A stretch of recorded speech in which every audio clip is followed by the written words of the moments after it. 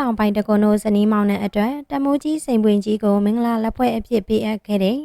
စိန်အဂရီစိန်ဆိုင်ပိုင်ရှင်မမငယ်မင်္ဂလာပါပရိသတ်ကြီးရှင်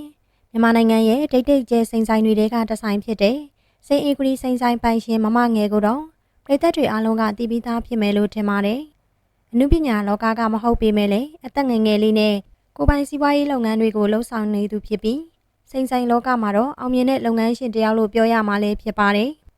မမငယ်ကစိန်ဆိုင်ကြီးကိုဦးစီးလုပ်ကိုင်နေသူတယောက်ပြီးအနုပညာလောကသားတွေနဲ့လည်းအမြဲတမ်းပတ်သက်ဆက်နွယ်နေရသူတယောက်ဖြစ်တာကြောင့်အနုပညာရှင်တွေအပေါ်မှာလည်းတကယ့်ကိုညီအကိုမောင်နှမအရင်ချာတွေလိုသဘောထားချစ်ခင်တတ်သူလည်းဖြစ်ပါတယ်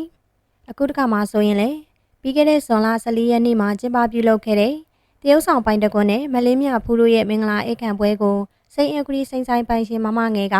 သူမကိုယ်တိုင်တက်ရောက်ပြီးခဲ့တဲ့အပြင်မင်္ဂလာပန်းစည်းကြီးနဲ့အတူ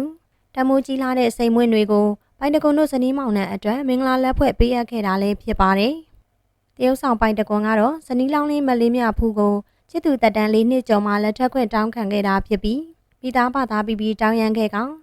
အခုလုံးခန္ဓာကြီးကျယ်လာတဲ့မင်္ဂလာဧကန်ပွဲကြီးကိုလည်းကျင်းပပြုလုပ်ပေးခဲ့တာလည်းဖြစ်ပါတယ်။တရုတ်ဆောင်ပိုင်တကွန်းနဲ့မလေးမြဖူးတို့ရဲ့မင်္ဂလာဧကန်ပွဲကိုမြန်မာနိုင်ငံရဲ့ဒိတ်ဒိတ်ကျဲအနုပညာရှင်တွေလည်းစုံစုံညီညီတက်ရောက်ပြီးခဲ့ကြသလိုတရုတ်ဆောင်ပိုင်တကွန်းနဲ့အနုပညာအရာရောစီးပွားရေးအရာပါပတ်သက်ဆက်နွယ်နေတဲ့နိုင်ငံကျော်လုပ်ငန်းရှင်ပေါင်းများစွာလည်းတက်ရောက်ကုန်ပြုပေးခဲ့ကြတာပဲဖြစ်ပါတယ်။ထို့အထဲကမှစိန်အဂရီစိန်ဆိုင်ပိုင်ရှင်မမငယ်က